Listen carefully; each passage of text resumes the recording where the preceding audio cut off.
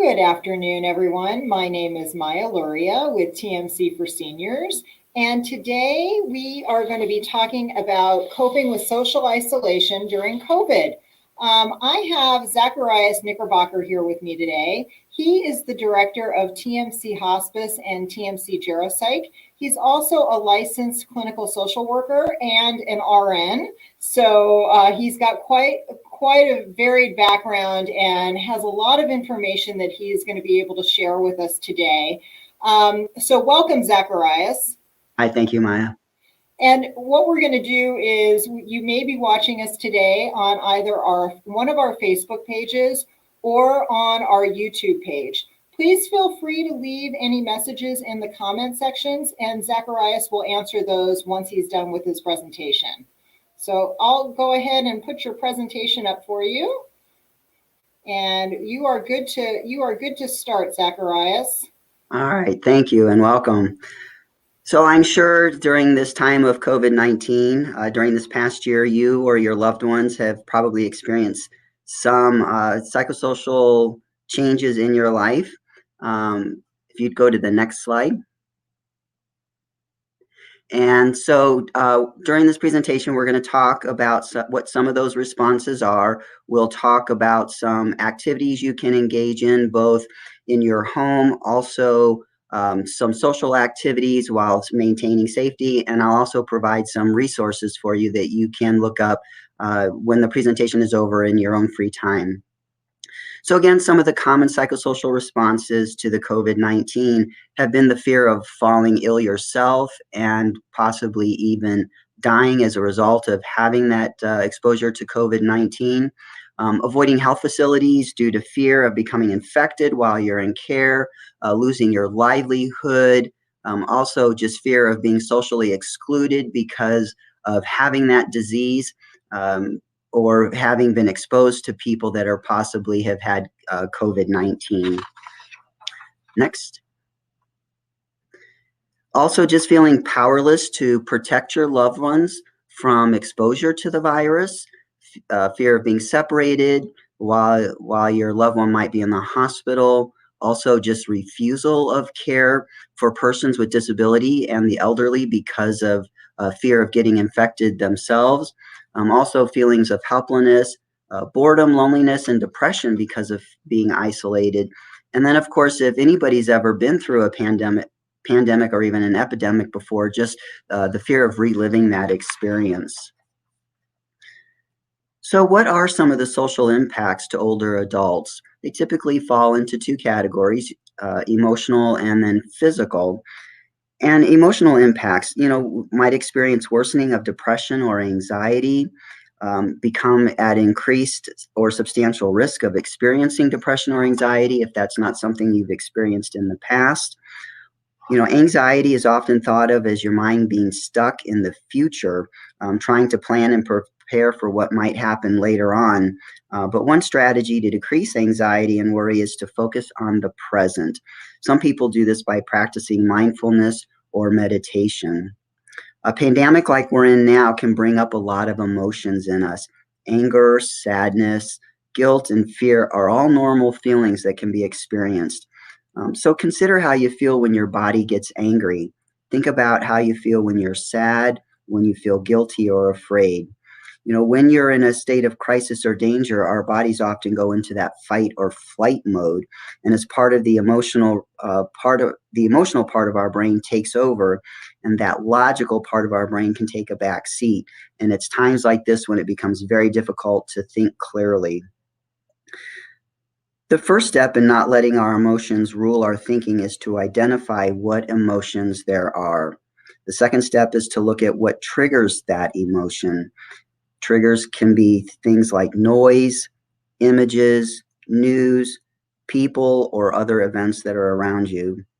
Triggers can also be internal, such as pain, the feeling of hunger, or fatigue. We can regulate our emotions through mediation and visualization exercises, and I'll go into those a little bit more detail later on in the presentation. So grief and loss. Many of us have experienced changes and losses this past year. Life probably looks a lot different than it did a year ago. Sometimes we react out of anger, numbness, fear, when what is really going on is that we recognize something is missing and we're trying to adapt to what is missing in our life. Gratitude. When we are in a time of crisis, it can be difficult to appreciate what we have in our lives. When we keep in mind what is important to us, it can help guide our choices and decision making. Scientific studies say that expressing gratitude can promote your health and your overall sense of well-being. So remember to think of something that you're thankful for today. Physical health. So some things that impact our physical health. One study found that loneliness has similar effects as smoking 15 cigarettes a day, and depression can contribute to worsening of chronic health problems, such as hypertension, diabetes, heart disease, and asthma. Stress hormone levels are raised during depressive episodes, which in turn elevates our blood pressure. Acute stress and severe depression can elevate blood pressure to the point where your blood vessels can be damaged. So you can control your stress stimulus by reducing the time spent looking at fearful images on TV, reduce time listening to rumors, reduce time looking for information. So maybe only look things up on the internet once or twice a day and just limit the amount of time that you're searching for information. And then also when you are looking for information, search reliable sources. So now let's look at strategies for managing social isolation. One of the first things you can do is change your perspective. You can use these 3 prompts to change your perspective and use helpful self-talk. First, ask yourself, how can I view the situation from a different perspective? Think of someone optimistic whose opinion you highly value, and how would they perceive that situation? And remind yourself, you do not have to believe everything that you think. There's a resource called Headspace app that will provide more information, and I've listed at the end of this presentation, there's a list of resources with access to the site so that you'll be able to look those up later on. So remember, engage in mindful activities or prayer to connect with a sense of our shared humanity, and remember that we are all in this together. The next thing you can do is change your actions. By changing your actions, you can think of new ways to connect to help other people. Write emails, write letters, take care of pets. When you can connect with people in safe ways through video calls, phone. Again, just taking in mind that we don't want to inadvertently expose ourselves to somebody who might have the virus. You can also remind yourself of good memories. Look at photographs. Call upon those, look at pictures and just think of things in the past that have brought you joy and joy in your past. So you can also call warm lines for support. Do things that remind you of your connection with nature, your higher power, or your shared humanity. Watch birds and definitely take time to smell the roses. Some resources are AARP's Connect to Effect. It's a website that offers additional ideas and resources for connecting during the COVID-19 pandemic. There's also what's called Gero Central Clearinghouse that has a bunch of resources that can provide some virtual activities, and help you connect with others. There's also the Institute on Aging's 24-hour toll-free friendship line. And the National Center for Assisted Living has some tips on how to engage with people that are in facilities. And so again, these are all resources that are available to you at the end of this presentation. Finally, we want to change your body sensations. So practice noticing and tolerating the feelings and body sensations instead of resisting them and pushing them away. You want to take time to soothe your body and your mind. Create pleasant sensations for your 5 senses. Listen to music. Smell some good smells. Pet your dog or cat or other animal that you might have at home. Look at art. Sip a good cup of tea. Some calming activities include progressive muscle relaxation and guided imagery exercises. Change your body temperature. Warm up. Take a bath. Put warm towels around your shoulders. Take them right out of the dryer or something and wrap them around you. Drink hot tea or hot coffee, something warm. Or if you need to cool down, splash your face with cold water or hold a cup of like an ice pack to your neck or ice cubes. There's a resource called Tolerance for Uncertainty. It's a COVID-19 workbook. It's a great resource. It'll help you accept your feelings, tolerate distress, and just overall thrive. And again, that resource is available in the resources list. So some more strategies for managing isolation include meditation. This is where you can find a place to sit quietly, undisturbed. Bring your attention to the present moment by noticing your breathing. Notice your thoughts and feelings, and just accept what's happening. It takes time, but keep practicing. Another thing you can do is body scan. Pay close attention to the physical sensations throughout your body. The goal is not to relax or change, rather it is to notice and become aware of your body. Notice the sensations of warmth, coolness, pressure, pain, whatever you're feeling. You start with your feet, move up slowly towards your head, and then work back down, ending with your feet. The idea is to move slowly, noticing the sensations that you feel in each parts of your body. Also do mindful eating. So this is where you can take an item that you can hold in your hand, maybe like a raisin or something, apple, whatever. Notice how it looks. Notice the color. Notice how the light reflects on it. Notice the weight and texture, how it smells. Just put it in your mouth. Notice the texture, if it feels the same as it did in your hand, as it does on your tongue. Again, the whole idea is to just notice and pay attention to what you're experiencing with the food in your mouth. Is your mouth, does it fill with saliva? Does your tongue get hot or cold? It's about bringing attention. Other things you can do is deep breathing, simple techniques for managing emotions. This is where you inhale for 4 seconds, hold for 4 seconds, and then exhale for 6 seconds. And you do this repetitively. You can also do progressive muscle relaxation. By tensing and relaxing the muscles throughout your body, you'll achieve a powerful feeling of relaxation. This can also help you spot anxiety by recognizing feelings of the muscle tension. You can also challenge your irrational thoughts. Question the thoughts that contribute to anxiety. Is this based on fact or is it based on feeling? Ask yourself, how likely is it that your fear will come true? And then what is really most likely to happen? Imagery is another thing you can do. This is where your thoughts have the power to change how you feel. If you think of something sad, you'll probably start to feel sad.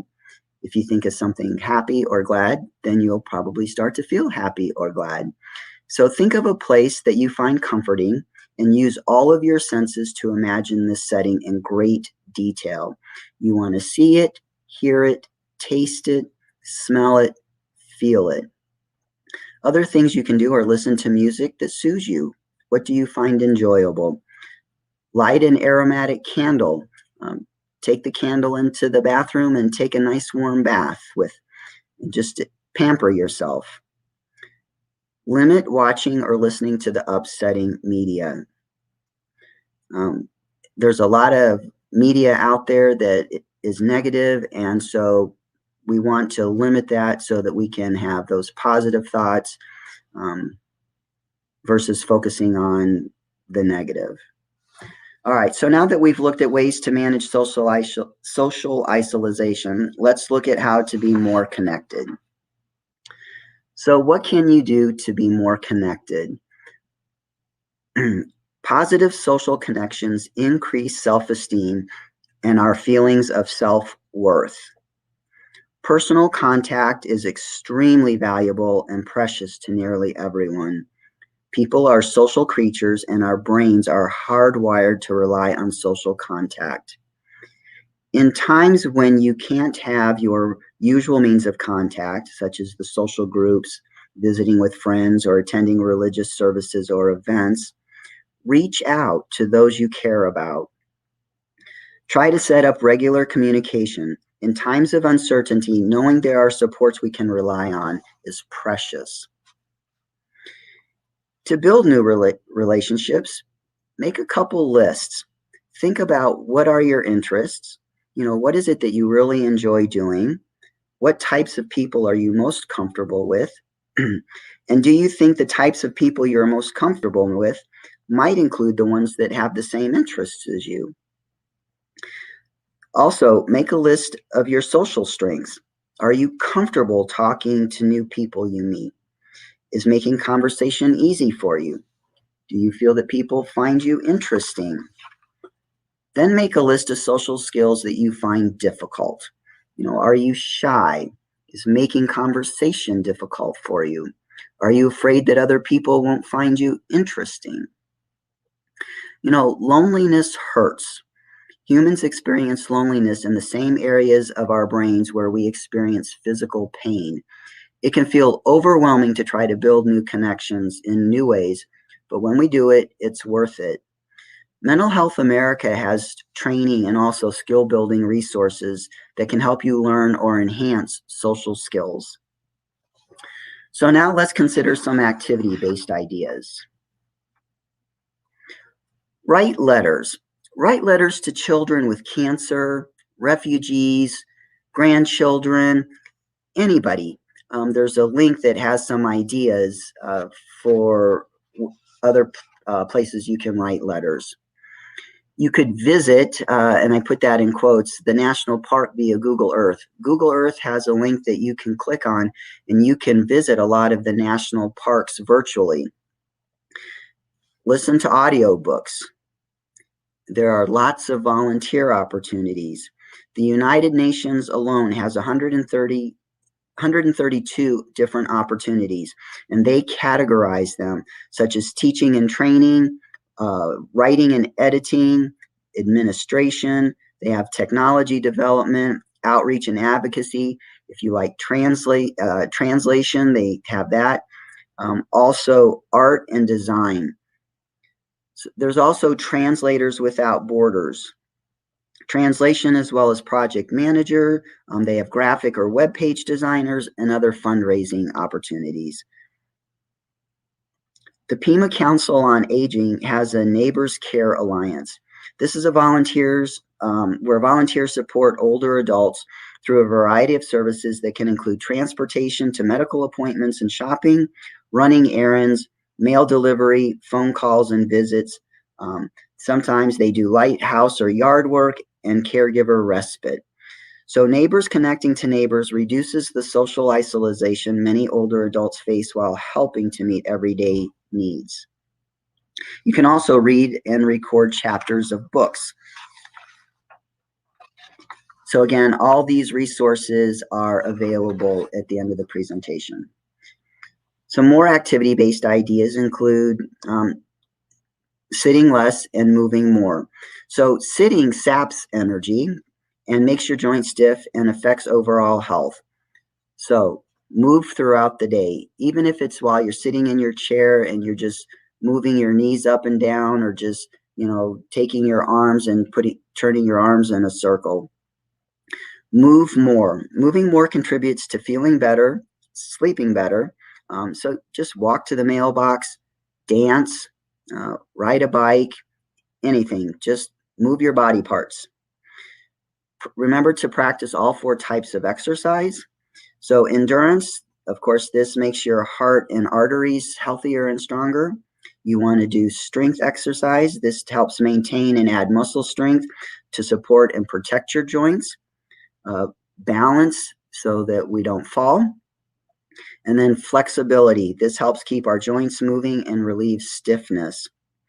Physical exercise can include yoga, tai chi, stretching, swimming, biking, just walking. Visit the Go for Life website for more information on safety tips, staying motivated, and workout videos. Also, you want to stay active intellectually. Learn a new language, perhaps through one of the language apps. They've got Babbel, Memrise, Duolingo, there's more. Play chess, Sudoku, do crossword puzzles, work a puzzle, birdwatch. The idea is to just keep your brain thinking so that you stay sharp intellectually. Be creative. Think about projects that you've started that you haven't worked on for a while. Pull those projects out and start working on them. Maybe organize a photo album, make a scrapbook, build a birdhouse, put up those shelves in the garage that you've been waiting for years to do. Build a bird feeder, knit an afghan, practice drawing, or any other kind of artwork that you might enjoy.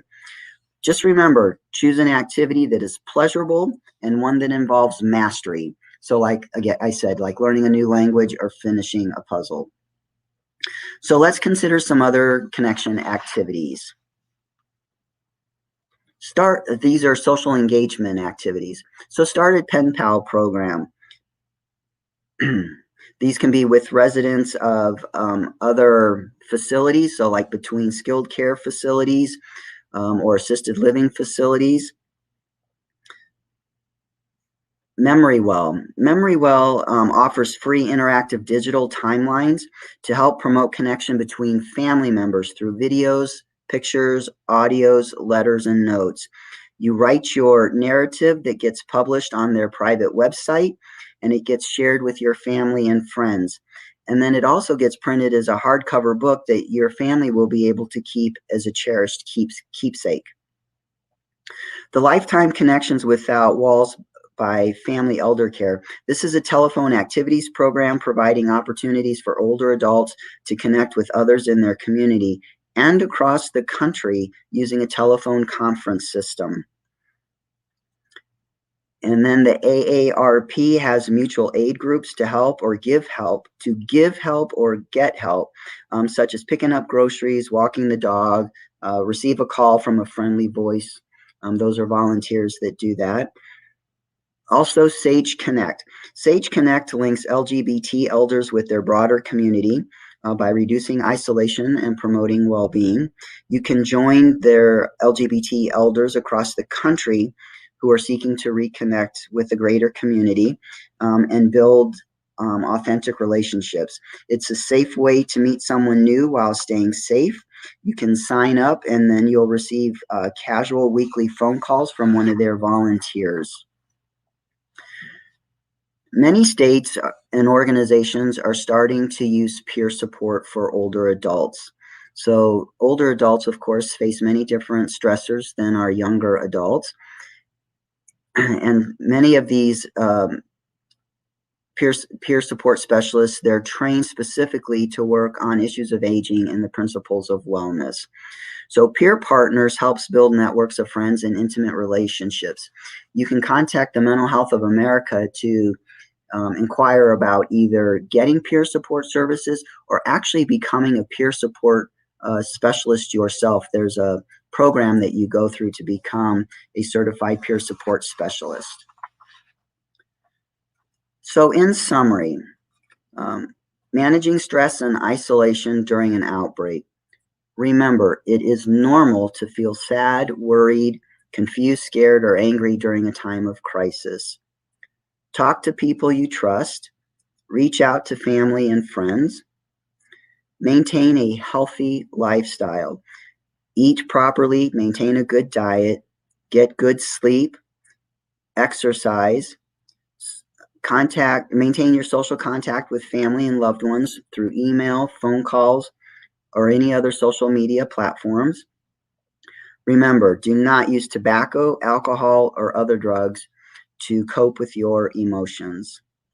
And when you feel overwhelmed, talk with a healthcare professional, social worker, therapist, or a trusted person. Maybe you have a religious leader or a community elder or a very good friend that you can rely on. Remember to use credible resources to get information, such as the World Health Organization, the CDC, and local and state public health websites. Decrease the amount of time you spend watching or listening to upsetting media coverage, and draw on the skills that you've used in the past during difficult times to help manage emotions and get you through the crisis. Be active, engage in activities via social media or platforms, and get physically active, like garden, swim, bike, climb the stairs, whatever you can do. Next are some helplines. So these are just some different helplines that I found that might be useful during your time of crisis, anytime. So again, it's the Friendship Line by the Institute on Aging. That Happy app, it's a free app that you can get signed up for, and that is recommended by the American Heart Association, the Mental Health America, and there are other national organizations that support that application as well. There's the National Alliance on Mental Illness. You can reach out to them for support and assistance. There's also the Disaster Distress Helpline, the National Domestic Violence Hotline, and the Substance Abuse and Mental Health Services Helpline. And then, of course, finally is that National Suicide Prevention Lifeline. Do not hesitate to reach out to any of these helplines. That is what they're there for. The final slides are the references with the links so that you can look up additional information on the information that's been presented. So thank you so much, Zacharias. I think we can go ahead and send out your PowerPoint afterwards to anybody who registered for the presentation. And if you're interested in receiving this, if you had not registered, please give us a call at the office and we'd be happy to email that to you as well. You had some incredible information in there for some great resources for folks who may be feeling isolated. And I did have a question. One of them was about the importance of changing your temperature. You sort of talked about that early on. Could you sort of explain why that would be something that would be helpful? It's just about experiencing change, and also it's about bringing more attention to yourself so that you're aware of what you're experiencing. So, putting a warm blanket around your shoulders and just feeling that warmth, it also helps you feel comfortable. So a lot of it is self-pampering. If you're hot, cool yourself down. Drink a cold drink, put a little bit of ice pack on the back of your neck. Soothe yourself, make yourself feel good. Right, maybe some cucumbers over the eyes. Cucumbers over the eyeballs. Yes, indeed. Yes, indeed. Yeah. Sure. Now, yesterday we actually had a presentation on laughter and laughter yoga or laughter therapy. And so that might be another tool that somebody could utilize as well. Yes. To maybe relieve some stress and maybe not feel so isolated. And we talked about just even calling somebody and just laughing. Yes. So there might be another option that I know. At least those endorphins that make us feel good, of course. Yeah. So that was a great thing, and you can always run back and catch that presentation if you want to see some examples of some different techniques for that. The story writing, somebody was saying, love the suggestion of being able to sort of maybe document your story. And it's funny, I actually heard about this a couple months ago and was thinking about doing this same project where they gave you a question a week so that you sort of broke it down into smaller parts, and they created that book. So I love getting that resource. That was MemoryWell, I believe. Yes. That was a great one as well to sort of hear about some different things. And of course, I don't think that, we can talk enough about having those helplines available. So, and there is a local one as well. The Crisis Response Center has a local one Yes, I should too. have put that on there, definitely. But I know you gave resources for so many incredible organizations. Is there anything else somebody should know about? Sometimes people feel funny calling a helpline. You You know, know, no, people should not feel hesitant to call a helpline. The people that work at the helplines, that's what they're there for, is to help those in need. Many of them are volunteers, others are employed through the organization, and their goal is to provide whatever support the caller needs. So they look forward to the calls. They want those calls. That's why they're there. that's great. Yeah. And I do know, please keep that in mind if you do need to utilize or want to utilize that you should utilize those helplines. That is exactly why they are there. And the just being able to connect with your neighbors or other people in your community. I know Mhm. that I look forward to every month when we're able to run our activity packets and see people in person.